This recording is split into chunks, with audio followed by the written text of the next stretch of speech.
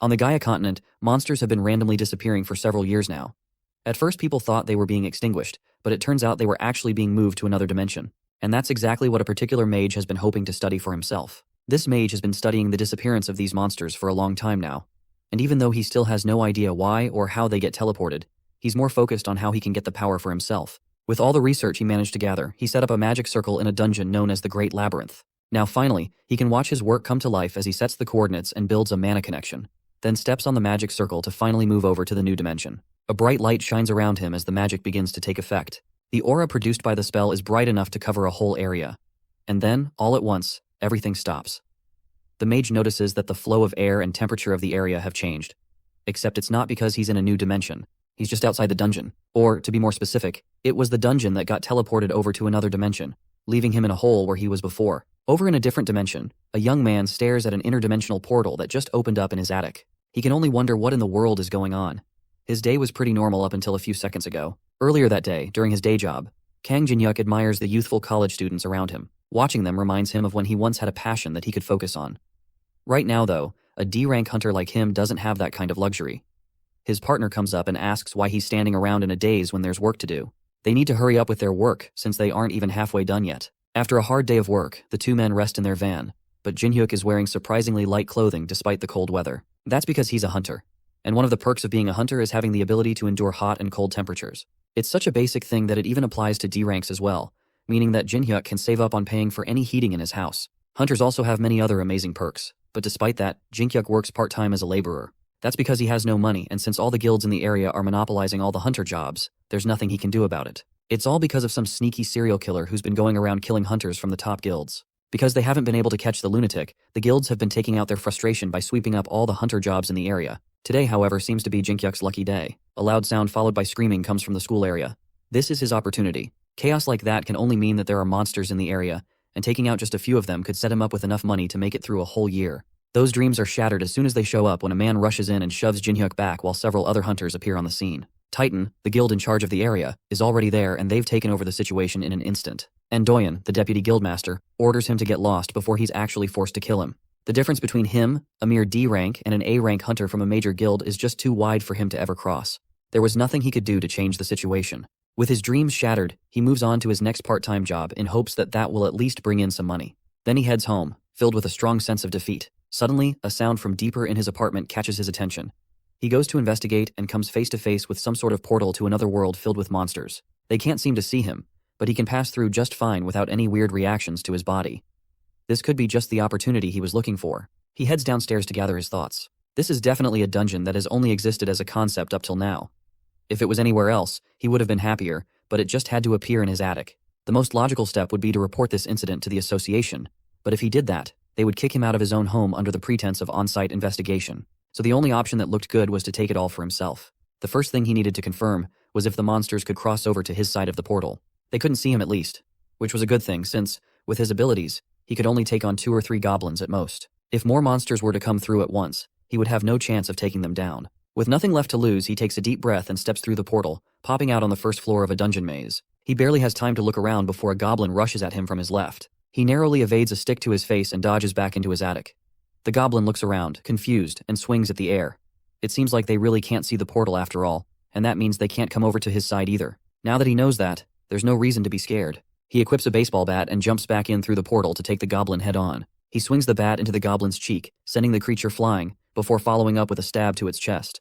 With the goblin defeated, he raises his bat and swings it down on its face, defeating it instantly. This was the first time he had ever hunted monsters alone, and since he didn't have to share experience points with anyone else, they were all his for the taking. With the goblin taken out, his level, which hadn't risen in 3 years, went up immediately. The goblin corpse was also his for the taking, and it could get him up to 3 million won if he sold it in the right places. The next day, he takes it to a hunter's market and tries to sell it off to a merchant. After taking a closer look at the corpse, the merchant can tell that our boy does not have a lot of experience in dungeons, because the way he handled the goblin significantly reduced the market value. Despite that, he still managed to get a price of over 3 million won, just like he hoped for. All he needed to do was provide the name of the area where he hunted down the goblin, and he would get the payment immediately. That was something Jin-hyuk could not tell anyone. If someone found out about the dungeon in his attic, his profits could go down the drain. While he's trying to figure out a way to get out of the situation he'd found himself in, a group of hunters from the Black Dragon Guild come barging into the area like a pack of hyenas. Someone stole a kill from their territory, and they are not happy about it. At first, they think it's Jinhyuk and step up to confront him, but the merchant redirects their attention to a blonde-haired hunter who's oblivious to the situation. The hunters step up to confront him and beat him up till he can barely move. He snuck into their territory and tried to hunt monsters there without permission. For all they know, he could be the serial killer they've been looking for. With the man barely able to talk, they drag him out of the building to continue their interrogation. That man who was beaten to a pulp could have easily been Jinhyuk. Seeing a scene like that and knowing that he won't be able to lie about where he got the goblin from, he changes his mind about selling there. He needs to find another way to sell his loot without having to deal with the thugs from bigger guilds if he didn't want his life to be at stake. As soon as Jinhyuk gets back home, he decides to dive back into the dungeon and work on getting stronger. Before he heads in, he has to arm himself with enough equipment to be able to survive a trip into such a dangerous place. He arms himself with a teleportation stone that will allow him to teleport out of danger and back to his apartment, as well as a monster tracking compass that reveals any monsters around him within a 50-meter radius. Armed with that, along with his trusty baseball bat, he steps into the dungeon for a round of leveling up. He goes on a killing spree, with each taking him up by 1 level. True to its name, the Goblin Labyrinth is filled with goblins. For someone with a low level like him, this was the perfect hunting ground to use and grow stronger. After a long day of hunting, his inventory capacity is almost filled to the brim. He has just enough space for one more goblin, and since it's the last one, he'd prefer if it was a large one that'd bring in more money. The compass shows a goblin approaching his location, which is perfect timing. All he has to do is hide and ambush it before it sees him. He hides around the corner and waits until just the right moment before swinging his bat right at the goblin's face.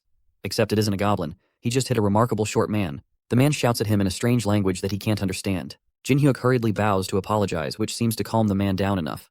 He pulls out 2 necklaces from a bag and hands one to Jinhyuk. As soon as he puts it on, he can suddenly understand what the man is saying, and he realizes 2 things. First, this man is very angry at him, which is fair considering that he just smashed a bat into his face. And secondly, this man isn't a man. He's a dwarf, a mythical race that he's only heard about in fantasy novels. The angry dwarf continues to yell at him while he helps to pick up the items that got scattered around. Everything he picked up seemed to be really high quality, but he barely got any time to admire them while being yelled at. The dwarf notices his bat and picks it up. He demands to know where Jinhyuk got it from, which confuses the young man. There's nothing special about it, but the dwarf seems very determined to know. It's just an ordinary aluminum baseball bat, but the dwarf seems to think it's made up of some kind of highly precious metal named orichalcum. This ordinary bat is so valuable to the dwarf that he believes no amount of money would be able to buy it. He offers Jinhyuk a trade of some of his rare items in exchange for the bat, and seeing no reason to refuse, he follows the dwarf back to his workshop. The dwarf takes the bat deeper into his workshop while Jinhyuk looks around the place. He glances at the weapons laid around the workshop and wonders which one he should pick, but the dwarf returns soon after with his new and improved baseball bat. For some reason, it's shining a bright red color and glowing slightly. Jinhyuk wonders if this is really his bat after all, but the dwarf confirms that that's just one of the traits of orichalcum. It starts out as a soft and weak metal, but then it turns into a strong and durable material the more you enchant it. That word catches our boy's eye. It seems that somehow the dwarf had enchanted his weapon. An enchanted item is a very rare item that only drops from very rare high-level monsters of A grade and above. Just testing out a few swings with the new bat confirms that it feels completely different what he remembers. It's almost impossible to believe that something as strong as this could be artificially created. This dwarf, as well as this whole dungeon, really could be the lucky break that he's been searching for this entire time. He checks the stats in a status menu. The bat is now a legendary baseball bat with S-grade durability and automatic retrieval. His once common aluminum bat has become a rare and legendary item. If he could sell the item, he would make a jackpot. But the bat is already bound to him, so he can't sell it anymore. The dwarf added the automatic retrieval enchantment to the bat, meaning that no one other than him would ever be able to use it. In the end, he can't make any money from it, but it's still a legendary item nonetheless. And even then, there are still other ways to make money. He has an inventory full of goblin corpses that he can sell for a profit. The only problem is there's nowhere to sell them without getting unwanted attention from guilds. The only other option is the hunter industry's black market. They don't ask questions, and they deal with corpses efficiently. On top of that, it's really easy to get in touch with them. They always hand out business cards to lower-level hunters who need money, which means he already has a lot of these cards to use. He heads home and uses a card to find the address of one of these black markets. The business card looks incredibly shady, but right now, he doesn't have any other choice. While he's searching around for any sign that this place exists, a man calls down to him from above. His name is Deputy Cho Hyung-il, and he invites Jinhyuk to his office to meet their boss. He meets with Lee Jun-chul, who's a loan shark currently disguised as a loan agent who also trades monster corpses on the black market. They ask to inspect the corpses first before discussing payment, and Jinhyuk brings them out to show. The two are shocked by the number of corpses Jinhyuk brings out from his inventory. Despite the fact that Jinhyuk is clearly just a newbie, he managed to get up to 20 goblin corpses. They are all in incredible condition too. The heads are bashed up from baseball bat injuries, but other than that, they look perfect. So perfect, in fact, that Deputy Cho can't hide how excited he is to receive them. The 3 men negotiate prices but are interrupted by black market merchants running in to announce that a monster had shown up in the area. There's a rare chance that a monster's corpse can attract monsters, and it seems to lay out 20 fresh goblin corpses on the ground was more than enough to send out a beacon to monsters. What's worse, the monsters that had appeared were 2 orcs that were way out of Jinhyuk's league at the moment. At this rate, the only thing he could do to save himself was to take the monster corpses and escape as fast as he could. However, it was already too late. The first monster had made it to them and looked ready to tear them apart. Since Jinhyuk was the only hunter around, he was the only person strong enough to take them on. That doesn't mean he could take them on though, and the orc charges at him with its battle axe. He dodges the first swing, but the second swing comes down straight for his head. At such a close distance, there was no way for him to avoid it. It seemed like this was the end for him, and he was about to die pathetically. That's until his newly enchanted bat summons itself from his inventory and blocks the attack just before it can connect. The parry was so strong it sent the orc flying back for a second. This seems to be another one of its enchantments, the presence detection effect. If that was the case with this new bat of his, then he just might stand a chance. The orc charges in again, but Jinhyuk is more confident and ready this time. He grips the bat and aims downward, right at the orc's knee, causing it to lose balance. Then with the monster disoriented, he launches another attack at its face, cracking its neck and killing it instantly. Just killing a single orc caused his level to jump from 24 to 36 in one quick spike. He doesn't have any time to celebrate as the second orc finds them and rushes at him. This time though, he's ready. He dodges the attack, then runs up behind it and smashes his bat into the orc's back, before repositioning and sending one last attack straight to its head, also killing it instantly. With that, he managed to easily kill 2 orcs in a matter of seconds. That shows just how powerful this enchanted weapon really is. Now that the commotion is over, he smugly asks the men to restart negotiations and add the corpses of the 2 dead orcs to their deal. That day, he went home with a chip on his shoulder. Somehow, he had managed to convince the men to give him 15% more than the market price. The amount of money in his bank account almost felt like a dream. Now that he had finally taken care of those goblin corpses, all he had to do was focus on hunting. Because he saved the black market dealer and his crew, they decided to continue doing business with him, which means that he'll never have to worry about where to sell the corpses again. That's because he probably realized that Jinhyuk isn't just a low-level thief who's selling stolen corpses. He's actually a high-level hunter that's strong enough to take down 2 orcs with little effort. But even with his enchanted bat and his newfound strength, there was no way his current equipment would let him hunt down higher-grade monsters. There was only one option left for him to upgrade, and if he plays his cards right, he might even get some equipment for free. The next day, he had bought a crate full of beer cans and alcohol for the dwarf. Since he liked aluminum so much, then this was like a gold mine to him. The dwarf can't believe that everything in the crate was filled with auriculacum. He tried the beer, but spat it out immediately.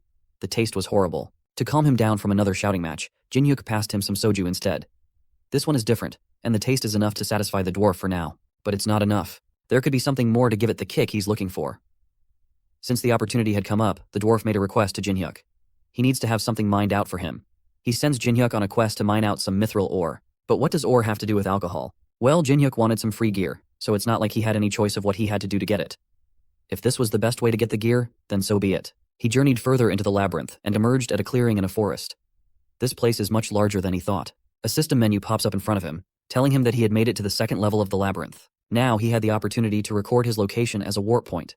He had no idea what a warp point was, but he accepted the option regardless.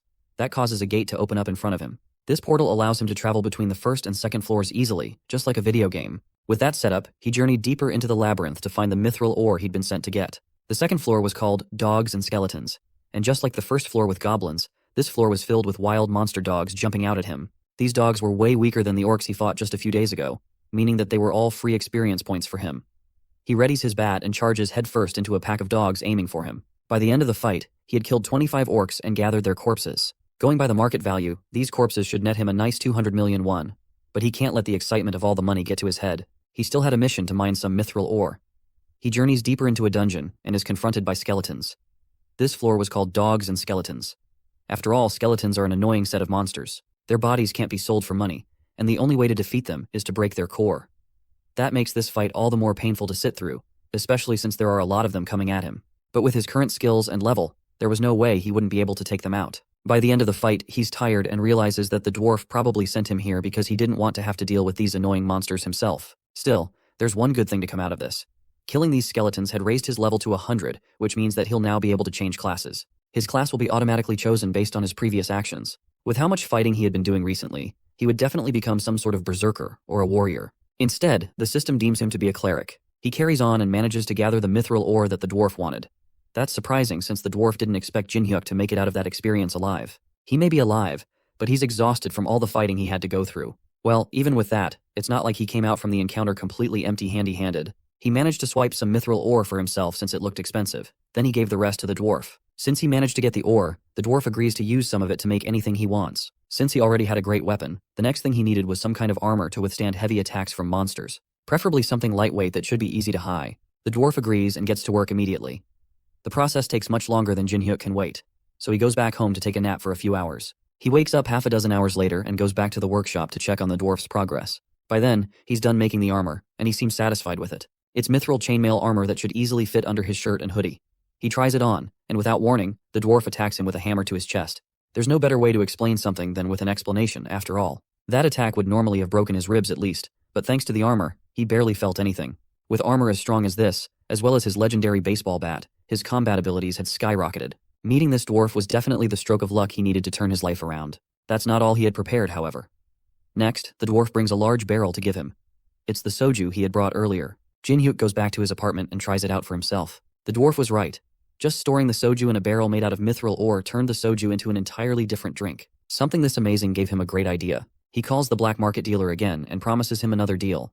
This time, he's selling kobold corpses and fine quality liquor. At another part of town, the Titan Guild has just concluded their training by some newly opened gates. They should be done. But a sudden new wave of lizard men flood through the gates. It seems like it's an anomaly gate, and 3 times more enemies pour out than they have just defeated. One of the guild members suggests calling for help from another guild, but Endoyan, the deputy guildmaster, can't let his pride go by calling others for help. He urges his subordinates to hold their ground and fight. Jinhyuk, on the other hand, is not having nearly as hard of a time. He just officially got his class registered as a cleric, and on top of that, he was promoted from D rank to C rank. Clerics are a rare class of healers, and it's well known that top guilds usually seek them out. That means he might now be able to be recruited by a guild. Suddenly, a bloodied and beaten-up hunter barges through the doors looking for a cleric. Jinhyuk raises his hand and volunteers as a cleric, and the man takes him back to the site where the Titan Guild members are taking in the hordes of lizard men. He's told to stand in the back line and heal as many people as he can with the other clerics. He wants to help in other ways, but the guild member assures him that all he has to do is stand in the back and heal them, and then he'll get paid accordingly when the fighting is done. The healers being in the area is enough to support the guild members and give them a second wind to keep fighting on. But the waves are just too much for them to handle, and one of the other clerics suggests calling in a supporting guild to help take them out faster. At this rate, they'll all be wiped out if they don't do something. Just as he's thinking on what to do next, he feels a hostile presence behind him. His bat had just saved him from a fatal strike by one of the lizardmen. It somehow got past all the hunters, and was trying to take out the healers starting with him. That means that the back ranks of their defense had been breached. There's only clerics at the back line. If these monsters got through them, they'd wipe out the guild members in an instant. Left with no other choice, Jinhyuk grips his bat and swings at the lizard man that attacked him, sending him flying with a single attack. He informs the other clerics that there's been a breach, and he's the only one that'd be able to block them. They got this far behind them thanks to a concealment technique, and now they were trying to ambush them from behind. Jinhyuk instructs the clerics to focus on healing for now and to leave the lizard men to him. It would be difficult, but he was the only one that could stop them. The other clerics are worried about him since they think he's just an ordinary healer like them. Jinhyuk, on the other hand, rushes in to take them head on, telling them not to worry about him. He wouldn't be saying these kinds of things if he wasn't at least a bit confident in his abilities. Of course, even though he said all that, he was still nervous about the whole thing. But in the end, he actually managed to hold his ground against the rampaging monsters. One of them manages to get past him while his guard is down, and heads straight for one of the other clerics. Jinhyuk chases after it, then leaps off the ground and manages to stop it from attacking one of the clerics just in time. His rushed attack leaves him open to a stab from behind, but thanks to the dwarf's chain armor, it barely affects him. The monster is surprised that their attack didn't work, and Jinhyuk takes that opportunity to counter with a bat swing to his face. Somehow, he's actually holding them off by himself. Thanks to him, they can focus on healing without worrying about any sneak attacks. But that's not the only thing going in their favor. The lizard men freeze as a new fighter enters the battle. Suddenly, a strong man joins in and takes out one of the monsters with a single hit. This newcomer is Seo Sang-ho, the guild master of the Titan Guild. He acknowledges Jinhyuk and asks if he was the one that took out all the monsters in the area. The C-rank hunter admits that he was the one who took out the monsters, but he's more confused about who this new powerful man was. The clerics are surprised that he doesn't know the S-rank hunter Sang-ho. He's so powerful that thanks to him being there, it looked like the battle was about to come to an end. With no time to waste, he rushes off to join his subordinates in battle, but not before promising to properly reward Jinhyuk for his assistance later. Just at a glance, it's obvious to anyone including Jinhyuk that S-rank hunters were in an entire league of their own. When he's around, he becomes the real monster in the battle.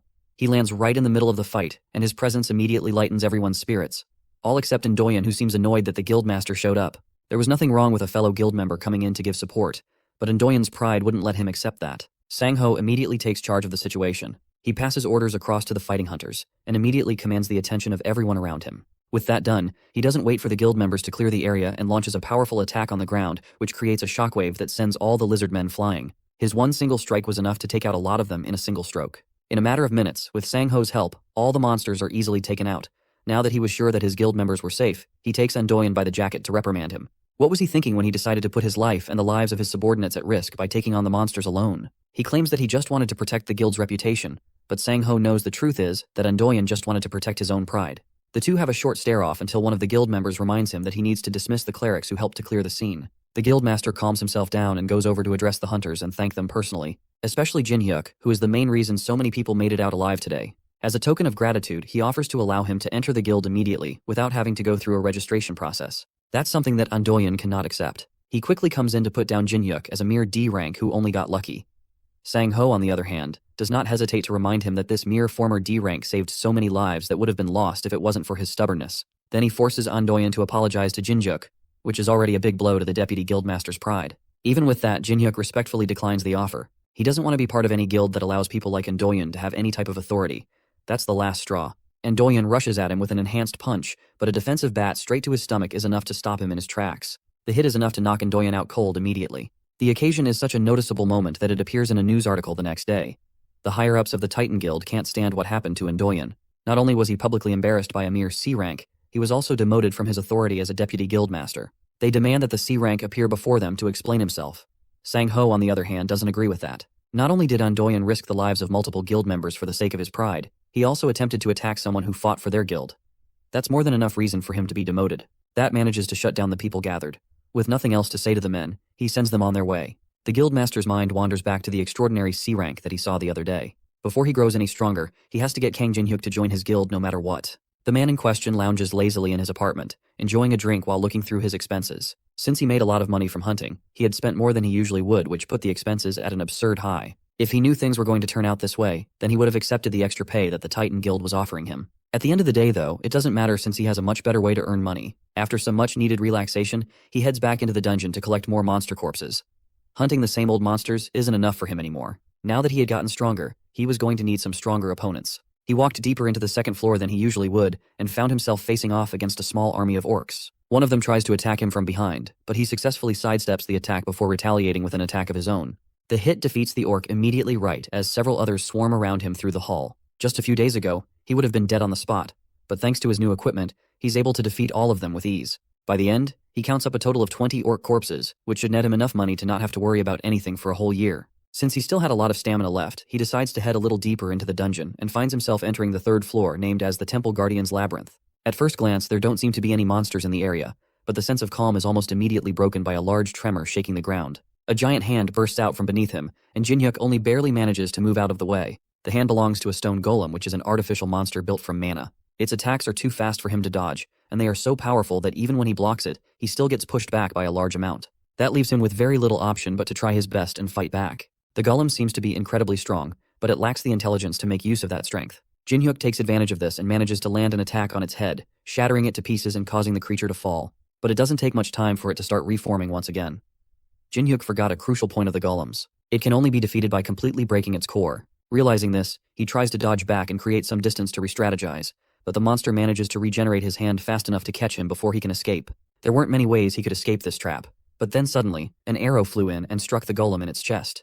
Jin-hyuk sees the opportunity and follows up with a sharp jab from his bat, breaking the golem's core and defeating it once and for all. He managed to make it out of that situation alive, thanks to the random stranger who saved him with that arrow shot. He turns around to thank his savior, but he's shocked when, instead of seeing the dwarf that he expected, he sees a beautiful-looking woman with some strange-looking ears. Those ears mean she's actually an elf. He bows his head and thanks her for saving him, but doesn't notice the elf rushing at him while his head is down. He only gets a second to see her before she grabs him by the collar and pulls him close for an interrogation. She hasn't seen him in this dungeon before. She's curious about who he is and where he came from. The elf clearly isn't from Jin-hyuk's world. She doesn't know where he's from, and his outfit looks unfamiliar. She asks him a barrage of questions while he struggles to free himself from her grip. She eventually lets him go after he mentions that he entered the dungeon today. That means that he knows where the dungeon entrance is. She pushes him on the ground and drops her bow. She has finally found a way out of this dungeon. Jin-hyuk stands up and demands to know what's going on with her being needlessly aggressive. The elf ignores him and instead demands that he take her to the exit. He's not impressed by her, just giving him orders out of nowhere. She's really pretty though, so he'll let it slide for now. She mentions that if he successfully guides her out of the dungeon, then she will adequately compensate him. After all, she's a platinum-ranked mercenary, so he can trust her. Her name is Lucia, and she's a half-elf who prides herself on being pretty famous. Surely he had heard of her from somewhere. Jinhyuk, though, has no idea what she's talking about or who she is. She repeats that she's a platinum-ranked mercenary and shows him her badge, but he still has never seen or heard of any of these things before. Did he come from some kind of rural area? How does he not know what the badge is or who she is? He tells her that he's from Seoul, Korea. It's her turn to be confused by the names he's calling, and she realizes that the crazy mage might have actually succeeded in his dimension-hopping spell. She tells him of her suspicions. In simple words, a mage from her dimension cast a spell on this dungeon that caused it to hop over into his. Something like that doesn't sound possible at all, but it appears that this is exactly what happened. However, since it was a dimensional shift, that means that reversing the magic will allow her to return to her world. Jinhyuk had felt that something was odd, but it turns out that this dungeon isn't even from this world. If this place returns to its original location, that could be a big problem for him. He asks her if she plans to send the dungeon back right now, but she can't. It would be too difficult to reverse the magic here, but there's a potential location that would be helpful. It's a hidden room on this floor that she found a long while ago while searching for an exit. She asks for his help getting there and promises to reward him for his help in getting there. The conditions don't seem too bad, so he agrees to help her reach the hidden room. They head there and fight a few orcs on the way. Jinhyuk notices that she's a lot stronger than he thought she'd be. That arrow she fired earlier was also no joke. Fighting her here would be a disadvantage for him. His safest bet would be to cooperate with her and continue to assess the situation. After a little more walking, they decide to rest at a safe spot. Jinhyuk had packed some chocolates in his pockets for emergencies, and he handed her one to eat. She takes a liking to it immediately and demands for more, and after eating through his whole supply, she asks for even more. That was unfortunately the last one, and she accepts and seems satisfied enough to continue the journey. Eventually, they reach a large room that holds the boss of the dungeon. Lucia believes that there's a chance for the mage's spell to be in that room. To investigate, they'll need to take down the boss and free up the room. She tells him that he doesn't have to do much of anything. All he has to do is help her finish it off once she takes it down. They open the door, and the monster immediately lets out an angry roar before attacking. Lucia charges up an arrow and aims straight at the boss's chest. She tells Jinhyuk to watch her closely. Then she uses a technique called aura to increase the impact of her attack. She fires the arrow and it hits the boss head-on, knocking it on its back immediately. Just one of her attacks was enough to bring it down despite how huge the armored monster was. This is the technique she's going to teach him, but first, he has to finish up the monster before it gets up again. Just like with the golems, he has to aim for the core to take it out. He jumps onto the fallen creature's chest and bashes his bat right into where he believes the core should be. One hit doesn't seem to be enough to bring it down though, and a large fist rushes at him from the side. He narrowly blocks it with one of his cleric skills, the Holy Shield. Then, he uses his momentum to push himself back onto its chest. If one hit isn't enough to bring it down, then he'll just keep bashing it until it stops moving. Eventually he busts the core open, and the creature is finally defeated. He levels up again, almost reaching 200 at this point. Now that the creature is defeated, he returns to Lucia and asks her to teach him how to use aura. But he already used aura. His Holy Shield skill transformed his Holy Cleric power into aura. To him, it was just a class skill, but she doesn't know what that is. Besides that, if he can use skills like that, then it seems he will be able to learn how to use aura faster than she thought. Since he has the potential to wield it well, that means that he might even be able to start enhancing his attacks with aura right away. But first, there's a condition. She sends him back to get more chocolates for her. Back in the city, Sang-ho walks alongside his secretary Lee Hyena and discusses a new anomaly that appeared near Gangnam Station. It was detected yesterday, meaning that they have about 5 days to prepare before a powerful monster appears there. No matter how Sang-ho pictures it, there's no way his guild is going to be able to take it on by themselves. However, all the other major guilds have been dispatched overseas, meaning that the Titan Guild is the only one left in Korea to fight. Hyena will continue searching for capable hunters who are freelancing locally, but none of them seem reliable. Sang-ho, however, already has his sights set on someone else. In fact, coincidentally, that person just happened to be crossing the other side of the street. He excuses himself from his conversation with his secretary and chases after Jinhyuk. He's carrying home a large box of snacks that the elf asked him to get when the guildmaster's voice catches his attention. He offers his proposal to join Titan Guild once more, but Jinhyuk doesn't have any plans of changing his mind. In that case, Sang-ho offers Jinhyuk a job as a mercenary. That way, he can still work for the guild, but he won't be a part of it. The rewards are also substantial. That sounds more interesting, but Jinhyuk promises to only think about it. He returns to the dungeon and presents the snacks to the elf. She happily eats them all, and it's obvious that they don't have this kind of food in her world. After her hearty meal, Jinhyuk asks her why she's eating down in the basement when they have already defeated the boss monster. She points up at a magic circle on the ceiling and tells him that it connects the dungeon to the world he lives in. Because of it, she'll be staying down there for the time being to study it. So if he wants to learn more about aura, he's going to need to bring her more chocolates. Now that she is done eating, she takes his hand to teach him how to use aura. Firstly, she'll have to pour her aura into his body to show him what it feels like. Jinhyuk immediately feels the power flowing into him. Lucia also notices the spike of power in his body after she poured in her aura. He seems to have more talent for it than she initially expected. The movement of holy power following through his body is impressive enough that she believes he will be able to grasp the basics by the end of the day. She commends him for his talent and asks him if he can remember the flow of aura in his body. He's confident that he can, and she acknowledges him before turning to leave the dungeon. She was supposed to investigate the magic circle first, but it seemed like it would be faster to fully train him on how to use aura. And the best way to do that is through practical experience. She takes him to a different part of the dungeon and throws him into a horde of monsters. He fights an army of goblins and kobolds at once, but manages to hold his own against them while collecting their corpses as well. He turns to Lucia and asks her why he suddenly has to fight a horde of monsters when she told him that he will be learning how to use aura. She tells him that this is how he will learn how to use aura. Even though she infused a bit of mana into his body so he could get a feel of it, he's going to have to sense the rest on his own. And to do that, all he has to do is get the hang of activating aura using his holy power. And there's no better way to get the instinct for it than in the middle of real combat. He's more upset that she didn't tell him any of that and instead just threw him into the action with no warning. While they're fighting, the ground starts to shake and a stone golem emerges from the ground. It lets out a loud roar and pushes Jinhyuk away as Lucia continues to explain that he needs to face a true crisis to unlock his potential. All he has to do is focus and try to feel the holy power coming from the shield he generates with his skill. The shield is made out of aura, so once he gets the hang of it, he'll be able to pick it up quickly. That's easier said than done since he doesn't consciously activate the holy shield. How is he supposed to feel any aura from something that turns on automatically? The monster brings down a huge fist toward Jinhyuk, and he blocks it with the holy shield once again. But this time, he feels something. It's some kind of energy gathering around his left hand, which was the hand that's activating the skill. This must be what holy power feels like. The monster pills back and attacks again, and Jinhyuk summons his holy shield again. Except this time, it has a different shape than what he remembers. The sensation of summoning the shield is also different. This must be mana. The golem doesn't give him time to figure all this out and smashes down on the shield, sending Jinhyuk flying back. Lucia mocks him from her podium. She told him to get the hang of his skill, not to make foolish mistakes. He was just doing what she told him to, though. As he prepares for another attack, a status window appears in front of him. He has acquired a new skill called Holy Power Application. This skill allows him to use Holy Power and to use the energy to enhance his attack and defense based on how much Holy Power is used. This means that there are ways to gain skills beyond getting a job change. Lucia notices him spacing out and decides to take matters into her own hands. It seems that facing a golem while learning aura is too much for him, so she offers to take care of it from there. Jinhyuk, on the other hand, quickly recovers himself and tells her to stand down. Now that he has a grasp on his new powers, he should be able to handle everything.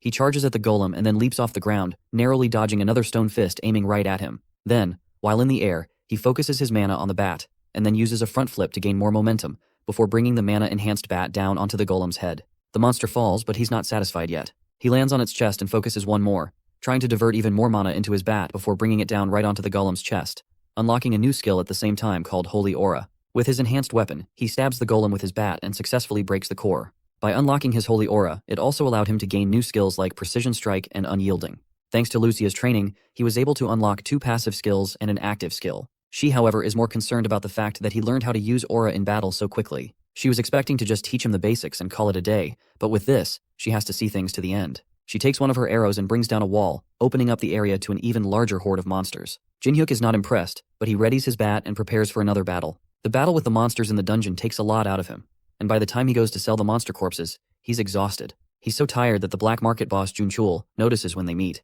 He looks like he has just been through a war. Junchul decides not to ask too many questions, and gets down to business by accepting the monster corpses. He also brings up the topic of the alcohol he sold to them last time. He marketed them as traditional artisan soju, and since it went on the market, orders have been flooding in. With how popular the drink became in such a short time, he could focus on selling liquor and never have to worry about money again. With enough money to last him for the rest of his life and a small business set up already, Jinhyuk heads home to rest. His training with Lucia has left him immensely tired, and only seconds after laying down in bed, he passes out immediately. Not long after, he's woken up by the sound of a disaster alert. A loud automated voice urges everyone on the street to evacuate and get to safety.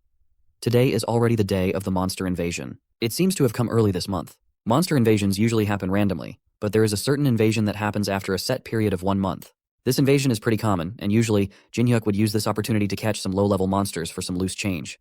This time, though, he's too tired to care. The large guilds will take care of them anyway, so he shouldn't have to move a finger. At least, that was the plan until a notification came in on his phone, informing him that due to the urgency of the invasion, the rewards for monsters would be tripled. With triple the rewards up for grabs, Jinhyuk can't ignore the invasion anymore. He steps out onto the street to see if he can take some down and cash in. Meanwhile, security officials guide people and try to clear the streets while the Titan Guild battles hordes of monsters running through the city. The security line is already breaking due to the number of monsters trying to get through, and Sang-ho is running out of stamina to keep up the fight. No matter how many he takes down, more just keep popping up. The guild members are already at their limits, and even though it looks like they have the upper hand, things aren't looking too promising. The guild secretary watches the fight worriedly from behind safety. Even though it looks like everything is going well thanks to the guild master, she can tell that they're getting stretched thin. If only they had one more powerful hunter to turn the tide. Her mind wanders to a man that the guild master had found promising not too long ago. She takes her phone and calls Jin-hyuk.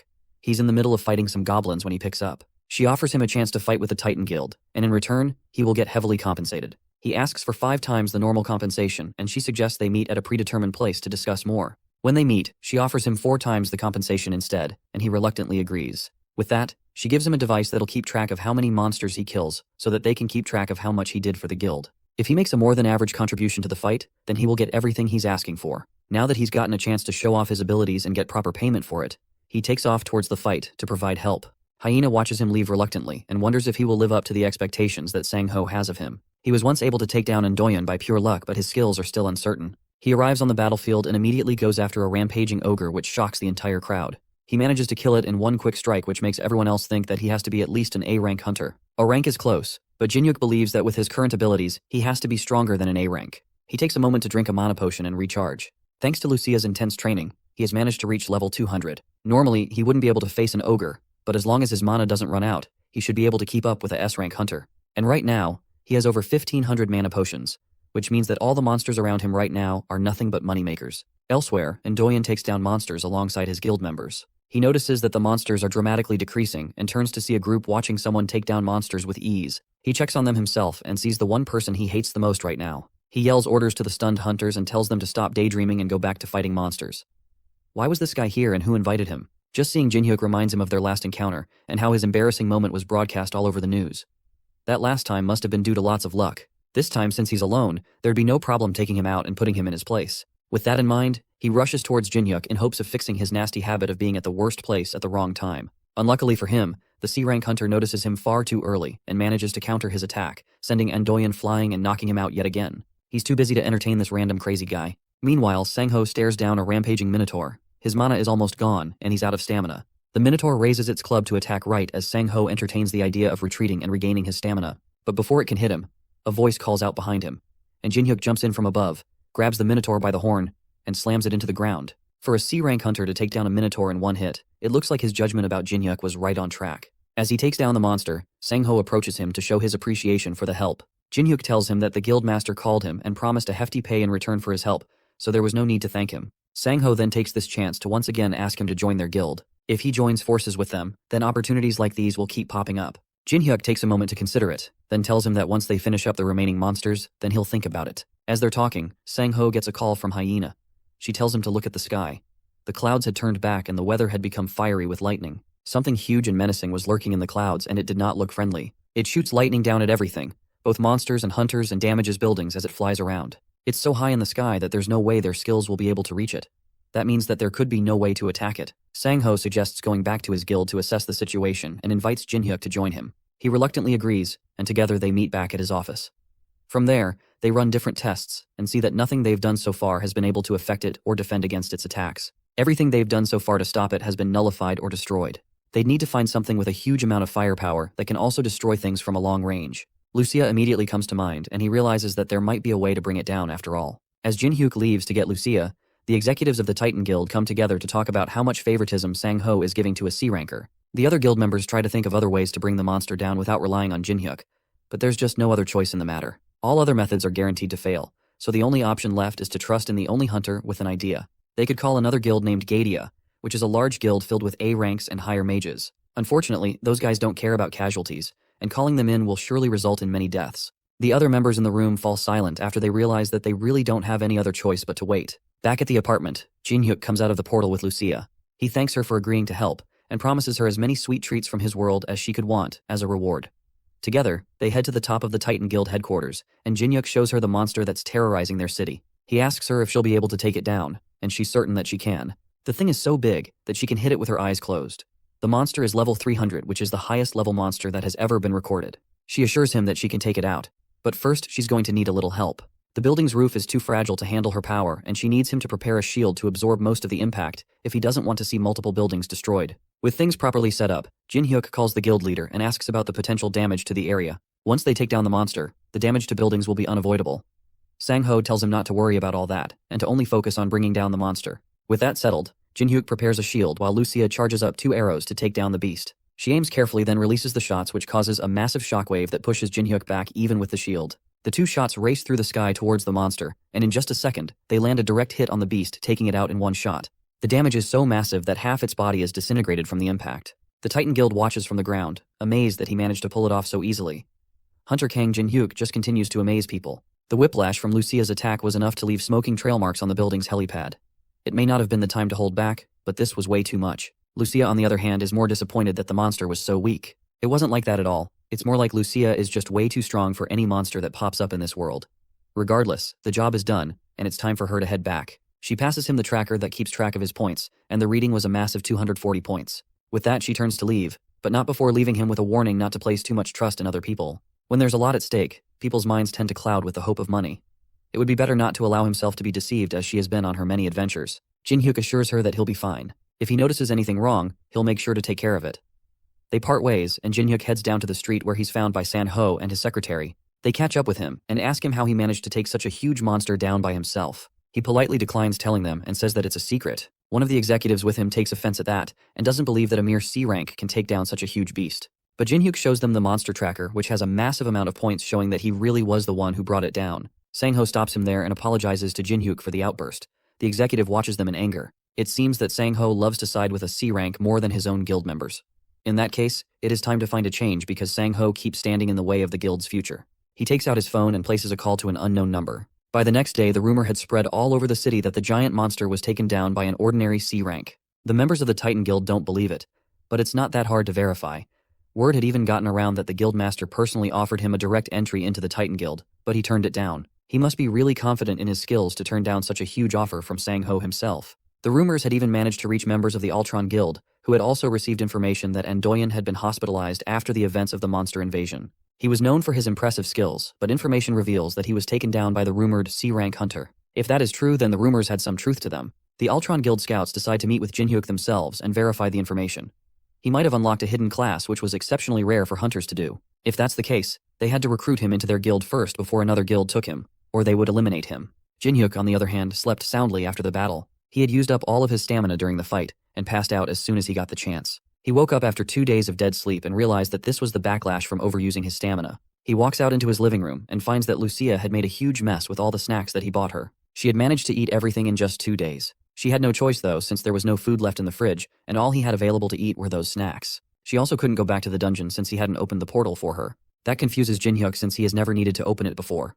It's always open, as far as he knows. He goes to his attic to show her that the portal was open even right then. That didn't make sense to her since just a moment ago, there was nothing there. She tells him to step away from the door, then reopens it, and sure enough, there's nothing there now that he has stepped back. Jin-hyuk has no idea what's going on since he has only ever seen the dungeon open. Lucia has a theory that the dungeon reacts to only him, meaning that wherever he goes, the dungeon follows. It seems like the dungeon is imprinted directly on him, which means that there was a chance the dungeon could have fallen directly on his head. Luckily, it was a failed spell. He decides not to think about that, and instead orders some food for the both of them. She wonders how he even found his way back to the house after they defeated the monster. She placed a recognition suppression spell on it, which should have made it impossible to find. Jin-hyuk asks her why she would place something like that on his house. She explains that while he was sleeping, some strange people kept coming by. They were from some guild named Ultron and Guardian, and they were so annoying that she made it so they could never come at all. Jin-hyuk is confused as to why those large guilds would be looking for him, so he pulls out his phone to find out just what had happened while he was asleep. The first headline he sees catches his attention immediately. News of him defeating the new giant monster had spread around the internet. There was even a video circulating around that clearly showed him fighting along with the Titan Guild. It seems that he became famous overnight. This is going to be a problem. It seems like he got too greedy, and taking advantage of Lucia's power had put him under a spotlight. The hunter industry is territorial, and whenever they see a strong competitor, they try to take them out as soon as possible. He decides not to dwell on the past. With Lucia done eating, they head back into the dungeon to take their loot to the dwarf. Thanks to Lucia's powerful shot, the body was too weak to use and they were only able to recover the head. The old man is frustrated at the elf for overdoing it and ruining valuable material. It seems like he and Lucia have a natural hatred towards each other. Jin-hyuk cuts in during their argument and asks the dwarf if he can make something out of the corpse. He takes a moment and digs something out of the head. It's the organ that allowed it to produce lightning. With that, he can enchant the baseball bat to produce lightning as well. Jin-hyuk asks him how he'd like to be paid, but all he wants is for the elf to get out of his workshop. Lucia starts shaking with anger, and Jin-hyuk has to calm her down by promising to give her more sweets. After just barely stopping her from shooting a hole straight through the dwarf's head, he heads back into the city to buy her promised sweets. On his way back home, he senses something in an alleyway. It seems like someone is tracking him. He drops his groceries behind a wall and calls out to the creep following him. A voice answers back, surprised that Jin-hyuk noticed him at all. Suddenly, a figure appears out of nowhere and rushes at him with a swing of a sword. Jinhyuk just barely manages to block the attack with his bat. The newcomer is surprised that Jinhyuk could even see him at all. This confirms that the rumors were true. Jinhyuk really is more than just an ordinary C rank. Jinhyuk pushes him back, then leaps at him with another attack from his bat. Since he doesn't want to reveal who he is, then he's just gonna have to get beat up till he feels like talking. Since the attacker can't fight head-on, he uses a skill to turn himself invisible again, deciding to change tactics. Jinhyuk can just faintly feel his presence, but he can't see him. The slight sense he has is just enough to tell when he's going to attack though. He manages to dodge and block most of the attacks that are thrown at him, but at this rate, things won't go well for him for much longer. If he had his usual bat, he could track him more easily, but the old dwarf is working on it, which means he had to switch to a regular aluminum bat instead. He can't stay here for much longer. With no other means of fighting, Jinhyuk makes a run for it, but not before the hooded attacker attaches a tracking device to his shirt. Jinhyuk makes his way to a crowded area to hide, but the attacker's tracking device allows him to continue monitoring wherever he goes. The trail leads to a bathroom in a department store, and he follows it, camouflaging himself in the meantime. He stops in front of the stall that the tracker led him to and kicks it open, prepared to attack. Except there's nothing there but the tracker stuck to the wall. It was a trap. He realized that much too late as Jinhyuk rushes behind him with his bat-raised tie swing. In this confined space, disappearing won't save him. He just barely evades the attack and counters with a knife swing to Jinhyuk's face. That is easily dodged, and the hunter grabs the attacker's hand before slamming him into the ground. With nowhere left to run and the wind knocked out of him, Jinhyuk raises his bat, prepares to swing one last time, and prepares to smash his head in if he doesn't tell Spill who sent him on this chase. Meanwhile, outside, a boy wants to use the toilets. There's a sign forbidding entry, but he just can't hold it anymore. His dad reluctantly lets him run right as the assassin is about to confess. That's all the opportunity that he needs. The assassin charges up a fireball and sends it straight at Jinhyuk and the child, forcing him to put up a shield and save them both. The assassin uses the smoke as an escape to run while he still can. The higher-ups only told him to get some information from him. He didn't expect things to be this troublesome. As he tries to run, an object stabs right through his chest, killing him instantly. Jinhyuk stands behind him trying to catch his breath. It seems like he used too much force and accidentally killed him. As he's lamenting the situation, a status window pops up in front of him. It acknowledges the murder, but labels it as self-defense. Because of this, the villain trait will not be given, and instead, a hidden job change has become available. Not long after the incident, police arrive to secure the area. Jinhyuk sits solemnly on a bench and thinks about what just happened. Normally, when a hunter kills a person, they receive the title of villain. Clerics especially suffer a penalty where their skills are sealed off if they acquire the title. He originally thought that was what was going to happen to him, but since it was self-defense, he just barely managed to escape that fate. But he definitely didn't expect a class change of all things to come of it. Two detectives approach him while he's thinking about the situation. They ask him questions related to the incident, and he tries his best to cooperate. Luckily for him, since he didn't receive the villain trait, the detectives don't suspect him of foul play. It confirms that he was just acting on self-defense, and they decide to let him go. However, before he can leave, they tell him that he can't tell anyone about the situation with the villain status. It could cause issues for them later on if the wrong people find out that you can kill without immediate consequences. To counter that, they give him a device that will monitor him and alert them if he says any words related to the case, including the words murder, self-defense, and villain. With that, they let him go and told him to leave the cleanup to them. Since this must be a huge shock to his system, they advise him to go home and get some rest. As he leaves, the detectives talk among themselves. There's no way that Jinhyuk is just a C-rank hunter. He managed to block a powerful attack from a mage while protecting a child. On top of that, he captured and killed a high-level hunter. At this point, it's more than just a rumor. Hopefully he doesn't do anything to lose their trust. Jinhyuk heads home and checks out his new class. It's called the Inquisitor class, and it seems to have powers that build off his cleric abilities. The skills he developed seem to be more self-focused than the others. They allow him to fight and act like a tank while constantly healing himself. It also gives him a high resistance to status effects like stun and poison. With upgrades like this, he becomes an even more powerful solo hunter. Another thing is he now has the ability to see the karma of others, and he gains power boosts based off of how high another person's karma is thanks to the judgment skill. It's like this class openly pushes him to attack bad guys. Now that he has confirmed the capabilities of this new class, he returns to the dwarf's workshop to check on his new weapon. As promised, the weapon has been enchanted to be able to send out lightning attacks. All he has to do is think of the attack and it sends out up to 3 charged lightning attacks, but each charge takes up to 30 minutes to recover. Lucia is less focused on that, and more focused on the fact that she can no longer sense holy power from Jinhyuk. He must have done something in the human world that changed his status. He tells them that he can't tell them because of a device that monitors his words. The dwarf offers to dispose of the device if he does a simple task for him. He gives Jinhyuk a compass that is meant to guide him to somewhere dangerous to retrieve an item. He may be a rookie, but he should be able to handle the dangers of what's to come. It looks like I'll have to wrap this episode here. But there's definitely more growth to come from Jinhyuk, and I'm sure the hunters are not going to leave him alone now that he seems to be growing at a rapid pace. 날 보고 있으면 baby 너를 위한 melody, yeah 네가 뮤지니까 잘 들어봐 play it